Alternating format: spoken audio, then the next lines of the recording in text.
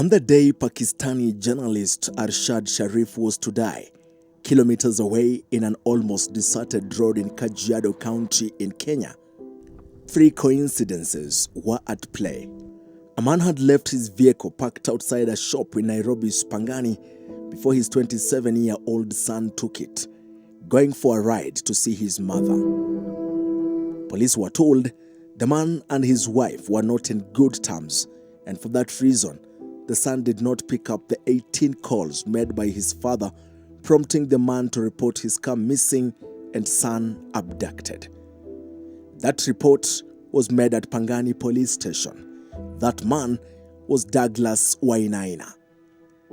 Inside the dreaded police station, it has been ranked as leading in extrajudicial executions by civil society organizations owing to the existence of the Pakistani 6 Squad, which remains accused of executing dozens of youths in Kenya's slums.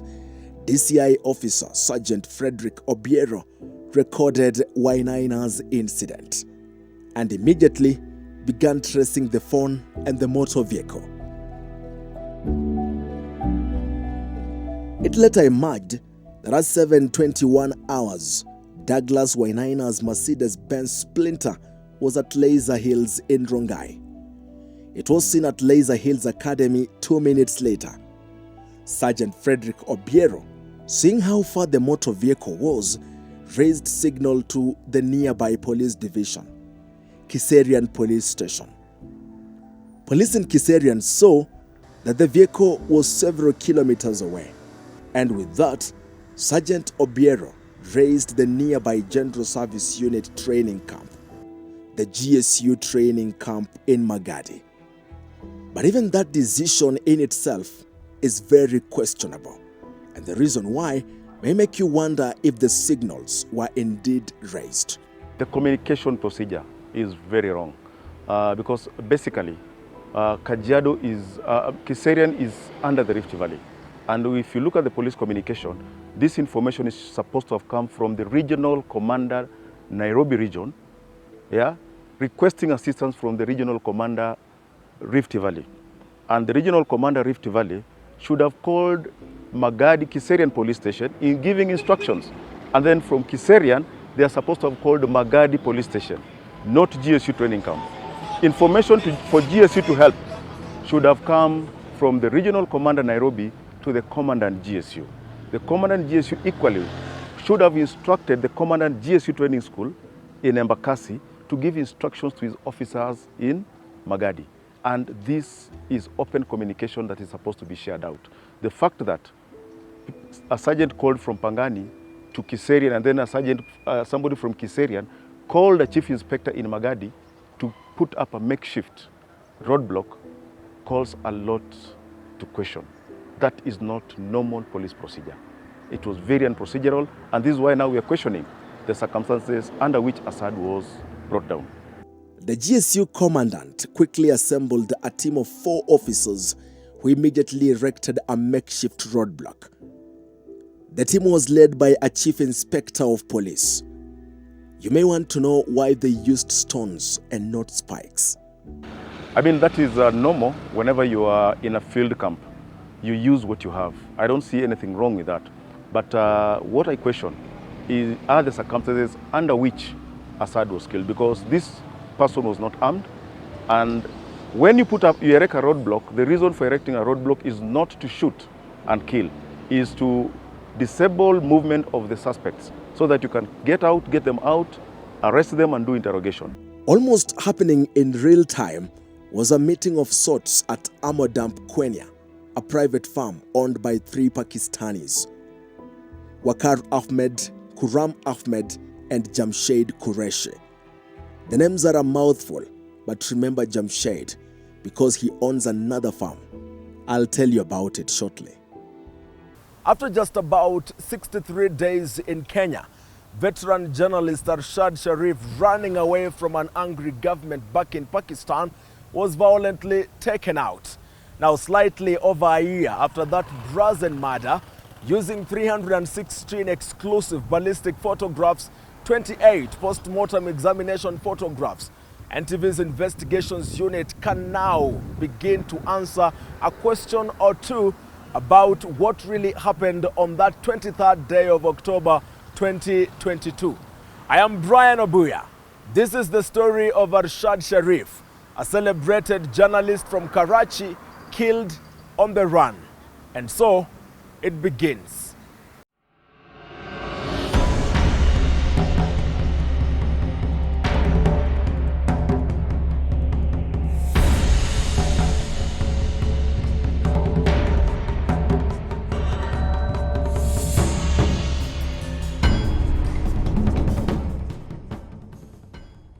Amodam Kwenya is home to a lounge, a farm, and a shooting range.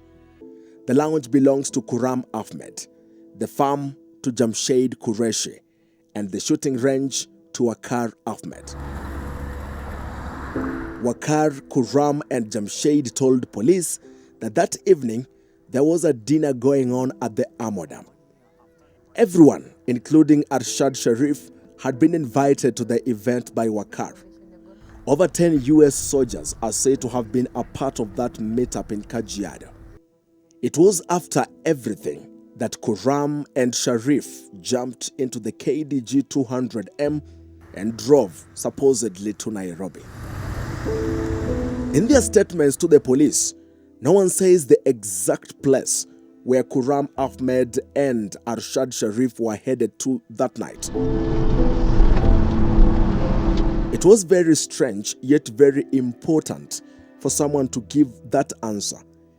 It is also not clear whether Arshad Sharif had come to Amodam Kwenya primarily for the dinner, because inside his bag, the journalist had packed everything from his equipment to perfumes and undergarments. He did not paint a picture of a man who was just out for a short time. So, Sharif and Kuram have left Amodam Kwenya. Kuram is driving the ill-fated vehicle. On the other side, police are in hot pursuit of a stolen vehicle. By then, a roadblock had been erected and 4 police officers stationed there. They are led by Chief Inspector of Police Some. Mobile data shows that at 9:51 hours, Mr. Douglas Wainaina spoke to his son, who informed him of his trip to Kiserian to see his mother. A few minutes later, renowned Pakistani journalist was shot dead. But you see, it has never been clear if Arshad was killed outside his vehicle or right at the roadblock, whether he was shot dead by police or another gun or guns were involved.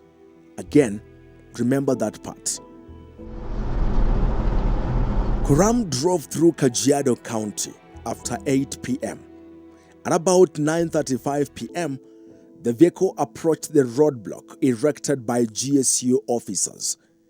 In his statement to police, Kuram, the driver, says he stopped at the roadblock and no one was on site. He proceeds to say it was only after he chose to drive over the small stones that they were shot at from the back. Kuram paints a picture of police officers who fired at the vehicle as it sped off.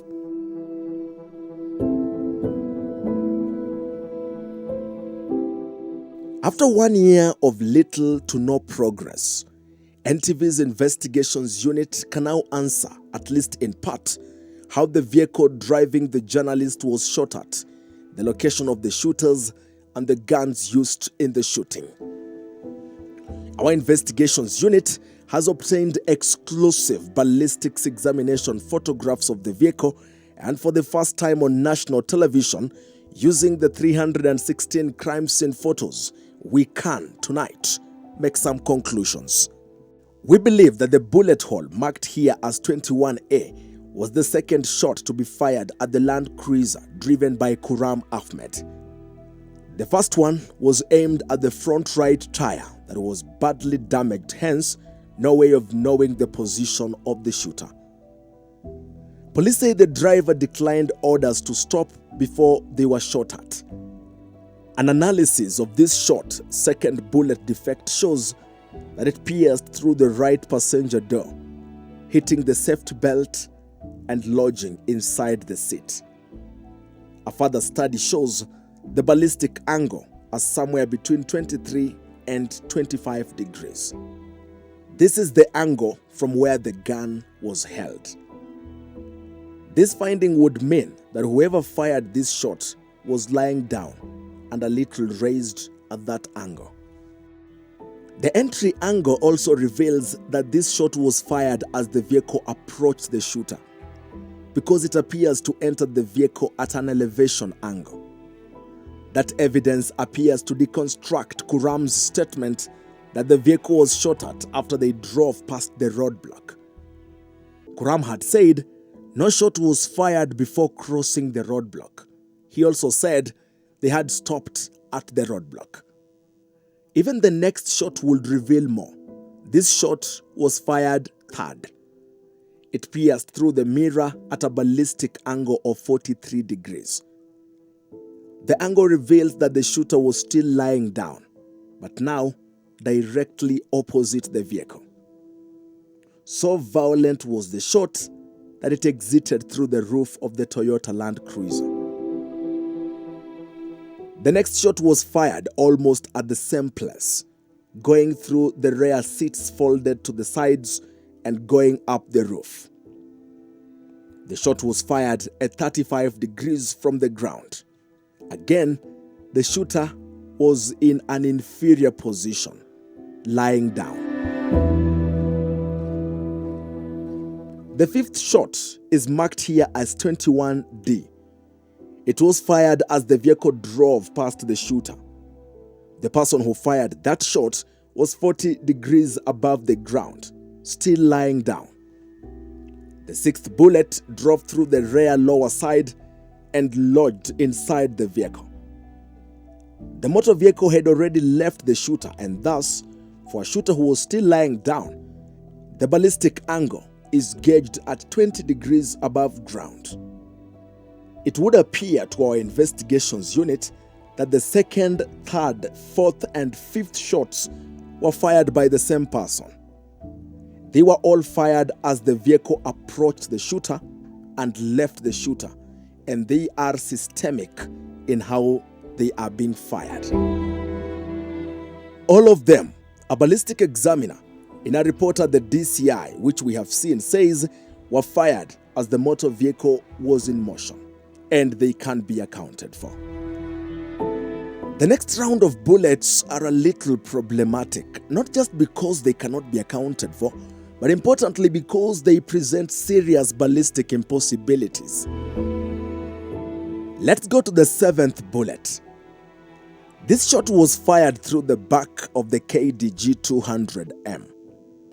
It is one of two bullets that visibly entered the vehicle from the rear side. This shot entered through the rear mirror, pierced through the back passenger seat, I hope you can see that, and grazed the right side of the co-driver's seat. This is where Arshad Sharif sat. This specific bullet is documented as having entered through the journalist's back and exited through his chest. It must have been a very powerful shot or a ballistic impossibility, because I'm trying to understand how this single bullet would go through all those objects and still hit the journalist, busting his chest open. And that is why I chose to take that question to Professor Emily Rogena.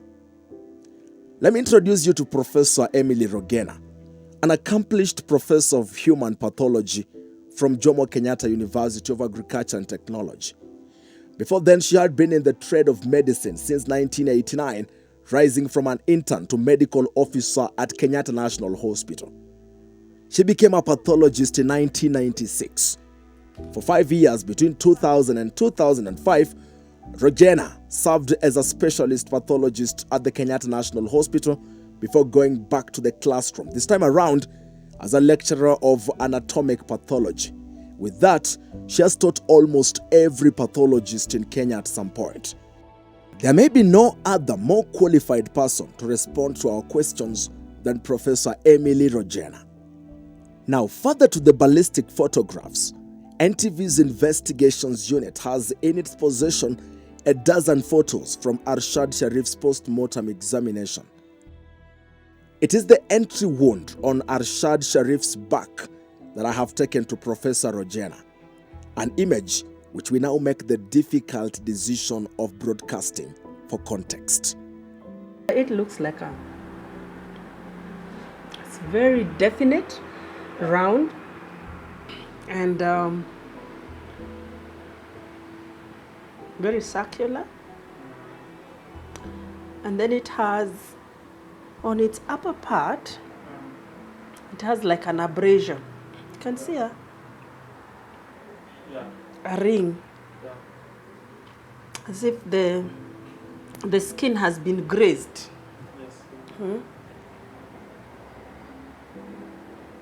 So if you say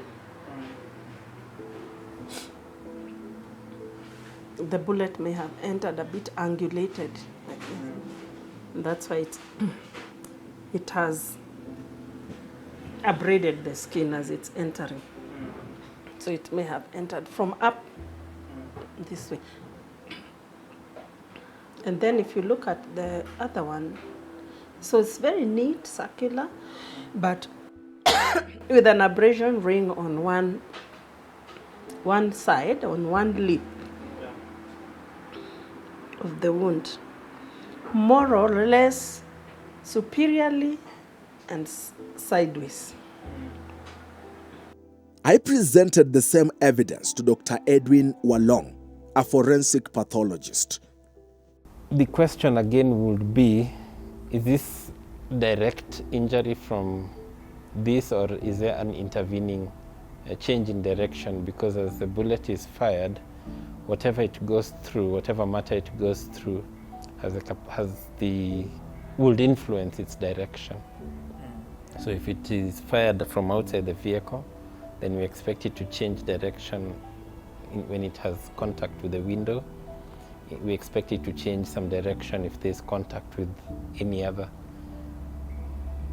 But looking at this, it doesn't seem to have had much contact with anything else for it to form this kind of cavity. But looking at this, it doesn't seem to have had much contact with anything else for it to form this kind of cavity. If this shot went through like a car seat or something, would we be in a position to maybe see still? Car seat is thick. I don't imagine. You know, the bullet has a very high speed, so it will penetrate definitely. It will pass 1,000. It goes almost 1,000 miles per second. I mean, it's a very fast-moving thing. So, and the powder is just a plume around it. The gunshot residues, the heat. This is just tiny, tiny objects going with it, which are the ones that are supposed to have propelled it from inside the ammunition. A cassette, I doubt. The residues would be blocked. Was there, I will ask you another question, a contrary, just to help. Were the clothes examined? Yeah, they were. He was still wearing? Yeah, at the time of the postmortem. You will see. We'll also see the peppering on the clothes. If we are seeing peppering on the body, there should be something on the clothes. What color was the cloth? If it was white, the better. And then sometimes they do radiological, you can do radiological studies on it, because they are metallic pieces, and that's why they cut. The two pathologists have their own doubts on whether this bullet went through any intervening objects. What they do not know is that the DCI, in its ballistic report, say that this shot went through not one, but two car seats before entering into Sharif's back and exiting through his chest.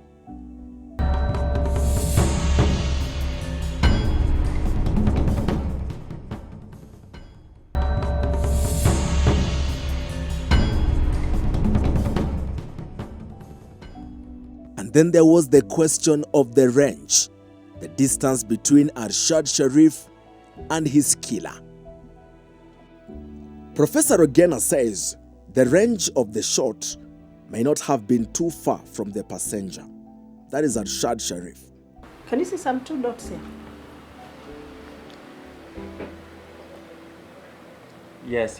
They look like lacerations from probably residues. You know, gunshot residues are fragments of metallic, burnt residues of gunshot, gunpowder, what blows the bullet out. And so, if this gun was very close, and this guy did not have, actually I've seen now a 3rd one. Look, there's another one, and a 4th one. 1, 2, 3, 4. Yeah. If this guy probably was wearing clothes, yeah? Yeah, he had a t-shirt on. Yeah, a t-shirt, yeah. It may have mopped out most of the residues, but maybe some punctured through. Yeah. So what does that tell us about the distance maybe? Close. It's not too far. It wasn't too far. Too far from the gun? It's complicated to say too far in the sense the guns that one would be very accurate in measuring almost exact, approximate, are shotguns. But handguns, it's very, very difficult to do the exact approximation. But this bullet, this bullet that entered, should have been more than a meter away from this guy. Yes, around a meter, but not too far from 1 meter. Because you can see it has left its residue. The bullet residue, gunshot residues, come as a cone with the bullet inside. Within that fire, the smoke, and the residues.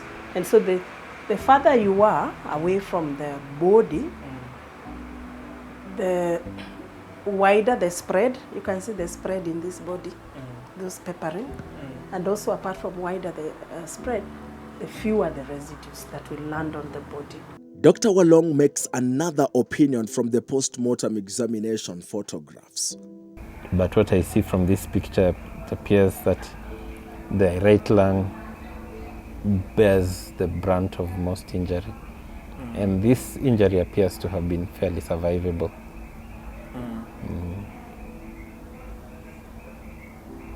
Particularly now that we don't see too much bleeding within the chest cavity and collapse of the lung. So the question is whether there were additional injuries to other parts of the body, maybe from trauma such as the brain. And maybe the reason Arshad Sharif died is contained in the poor judgment of his driver, Kuram Ahmed. And this is where you need to remember the other farm I told you about, the farm belonging to Jamshed, the 3rd partner. When Arshad Sharif was shot, allegedly at the roadblock, Kuram Ahmed drove 26 kilometers with the body from the scene to Jamshed's farm. He parked the vehicle outside the gate, walked in, and asked for water. Here, he waited for Jamshed and Wakar to arrive, and then the police. That move reduced his chances of survival completely. He had to die. I want to take you to what appears to be serious ballistic impossibilities.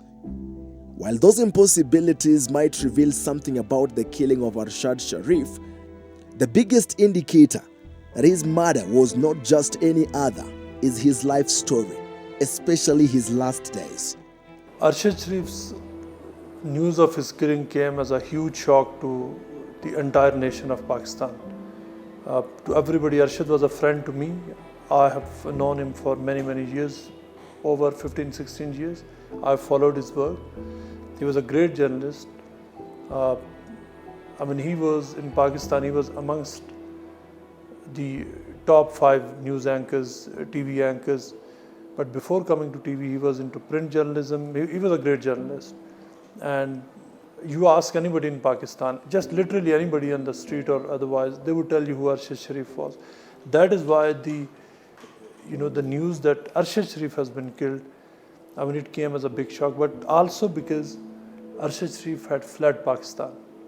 He was not on one of those normal visits outside. So when this news initially came that Arshad Sharif has been killed, that he has died in a road accident, to be honest, not anybody believed when this news broke out that he died in a road accident. The impeachment of Pakistan Prime Minister Imran Khan on April 10, 2022 appeared to have turned journalist Arshad Sharif's world upside down and drawn irony to the last few months of his life.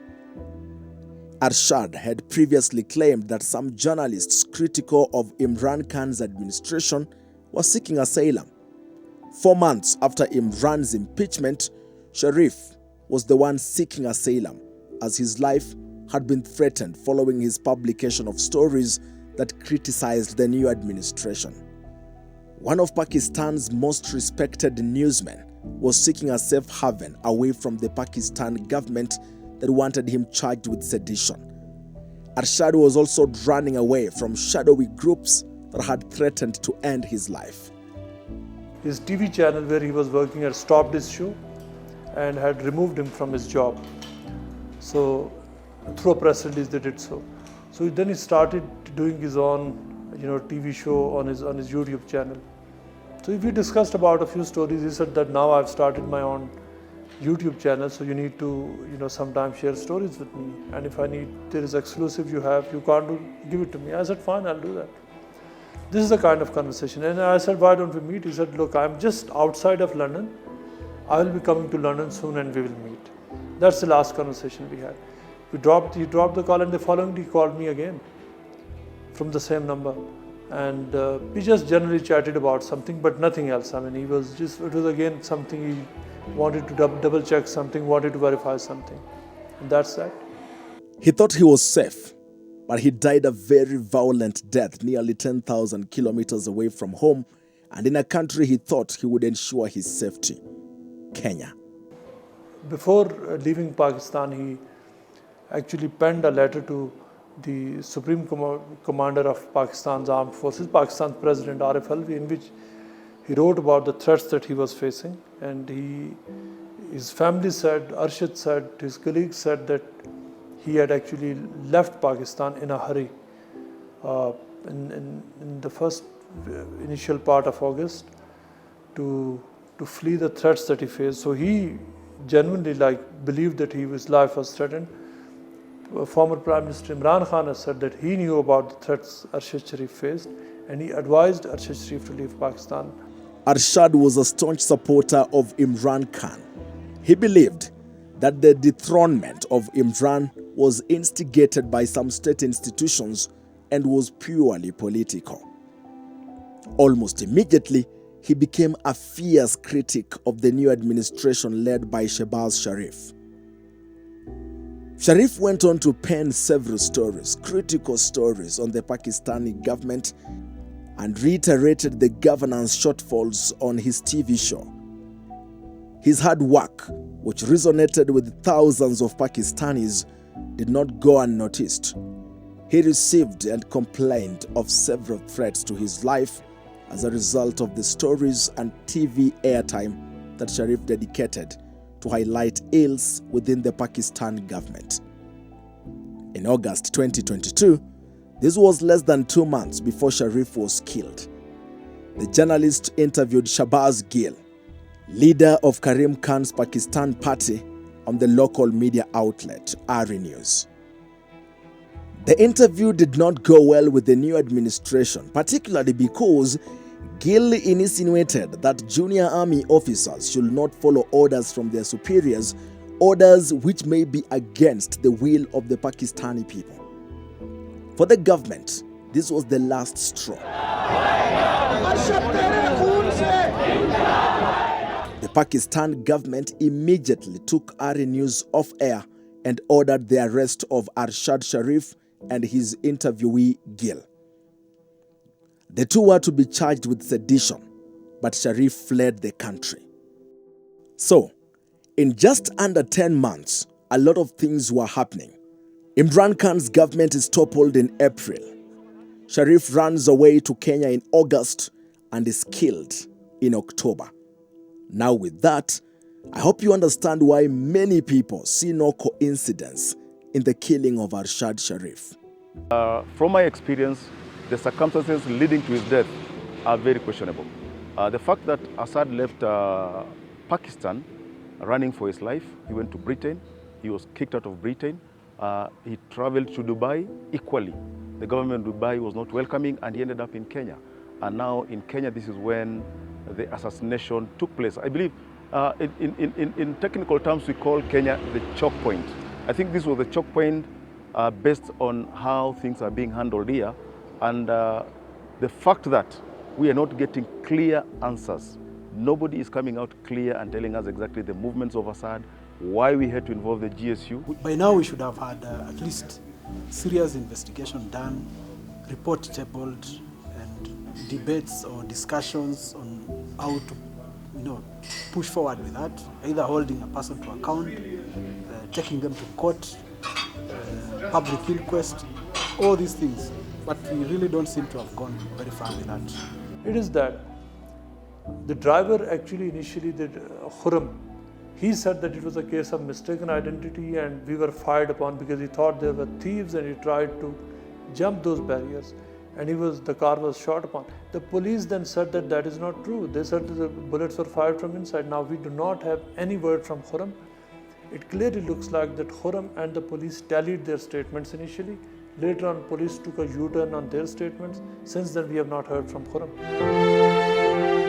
One of Pakistan's most respected journalists had been branded a fugitive and was seeking asylum to avoid death, a likely outcome of the sedition charges, or simply put, what they call charges of maligning Pakistan's national institutions. This is a phrase used for critics of the powerful military. He went to Dubai, then from Dubai, nobody knew that from Dubai he has come to Kenya. And he told me that he was in London and he said that we will meet. And I actually thought that he was in London. He was using a London SIM. That is a London SIM he was using UK SIM he was using to make contacts with lots of people. So, but he was actually here, which clearly means that he was dodging people because he knew that once his UK SIM is known, everybody will know where he is.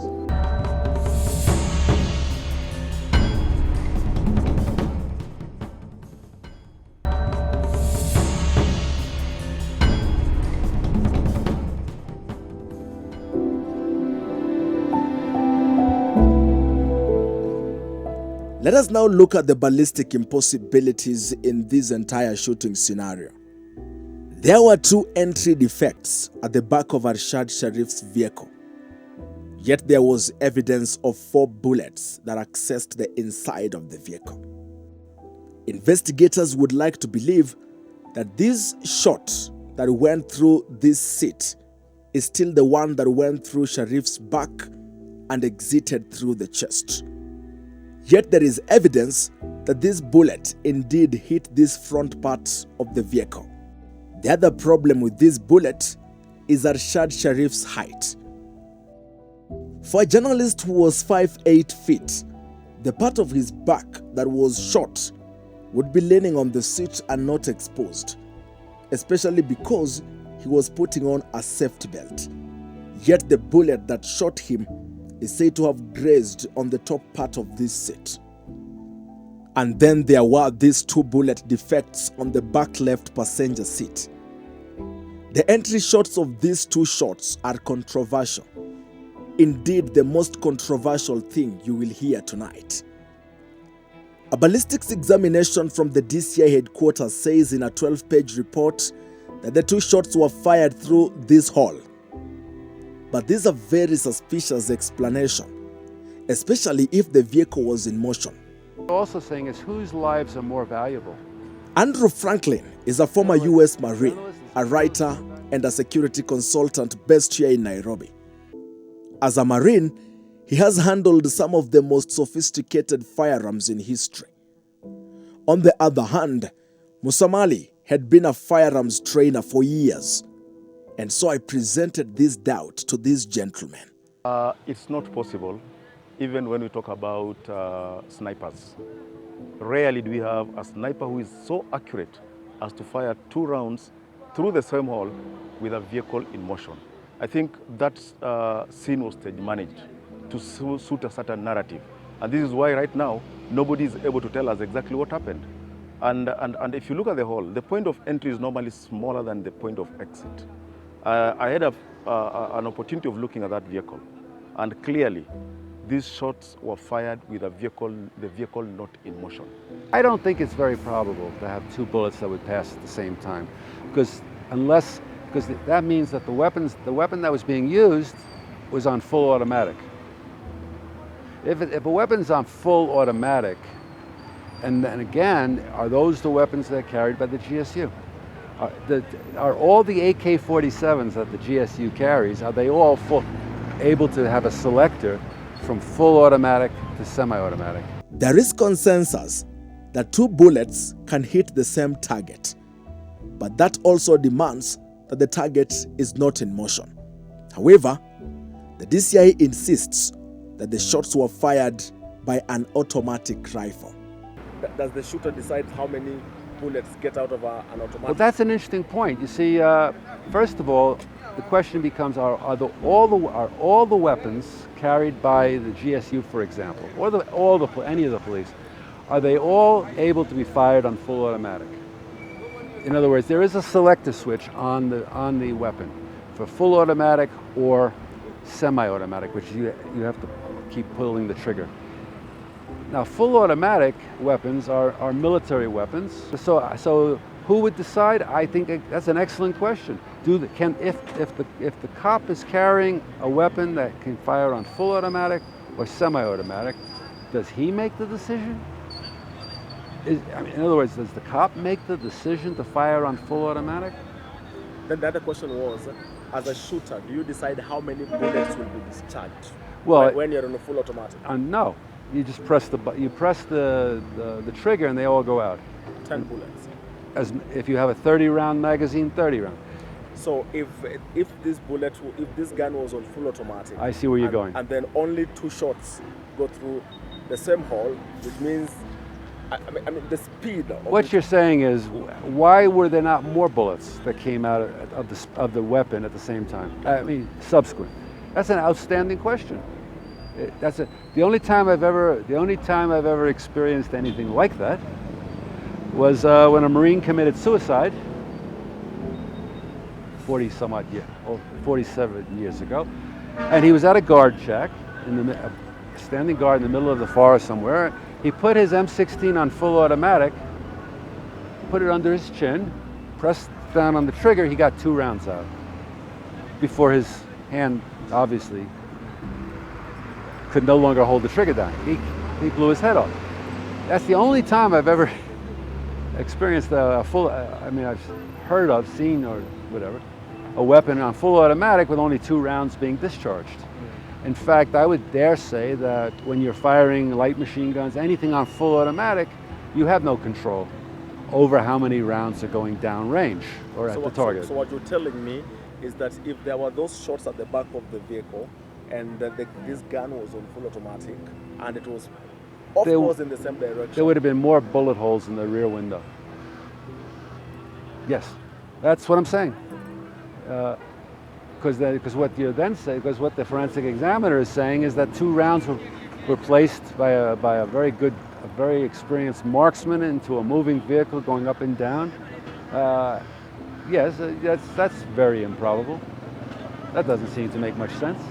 So many questions were rising from that explanation by the DCI forensics examination team. Arshad Sharif chose to hide in Kenya because of friendly visa policies that allow foreign nationals to acquire the document on arrival at any of Kenya's borders.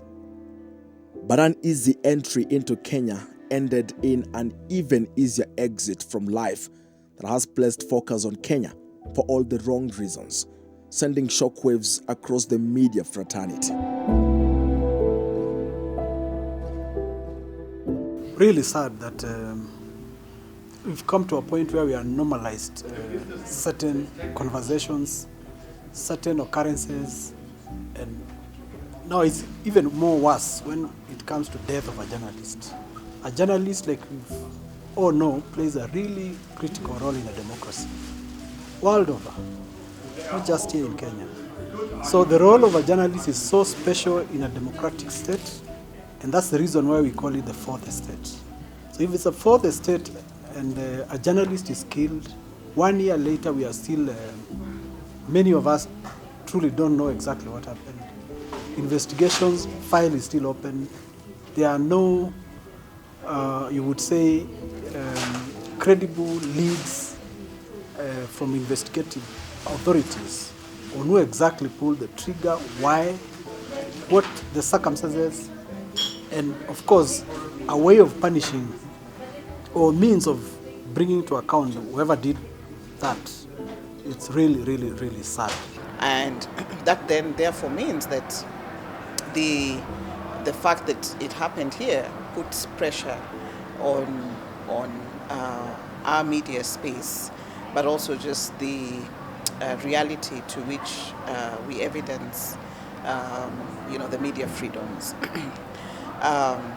Be that as it may, it could have happened anywhere, any part of the world. But I think there are lessons for us to learn as a media fraternity, that questions around the safety and protection of journalists is something that we cannot wish under the table. I think when we talk about media sustainability, when we talk about media freedom, at the heart of those conversations is what are the mechanisms that are in place to protect, to safeguard the rights and freedoms, but also the lives of journalists who report on various things every day. And that's a critical question.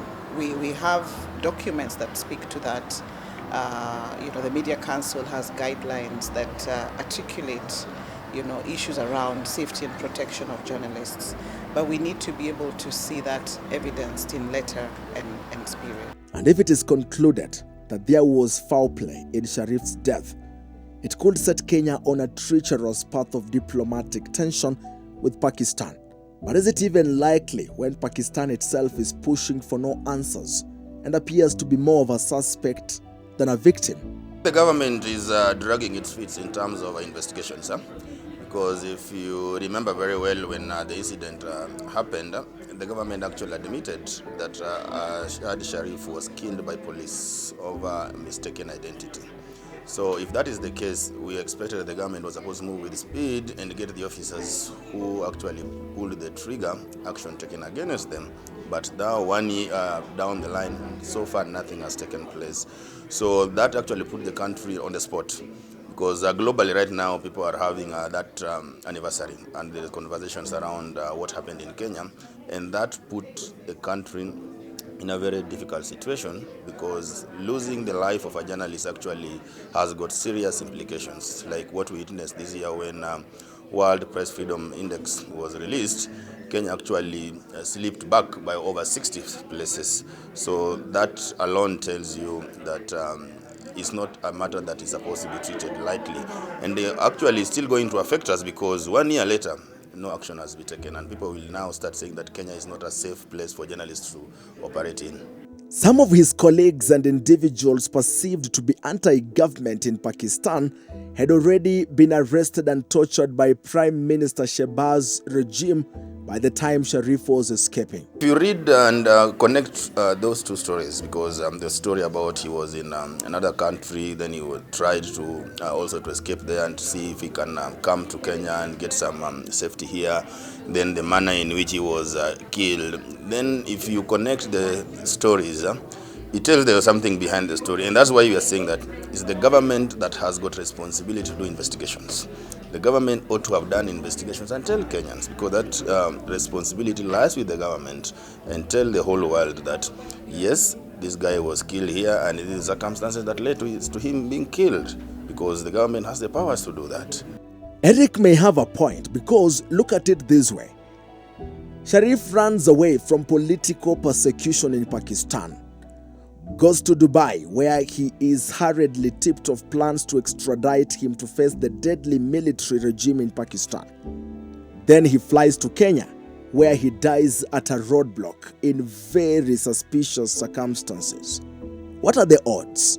It's very hard to believe that's a coincidence because of the nature of the person.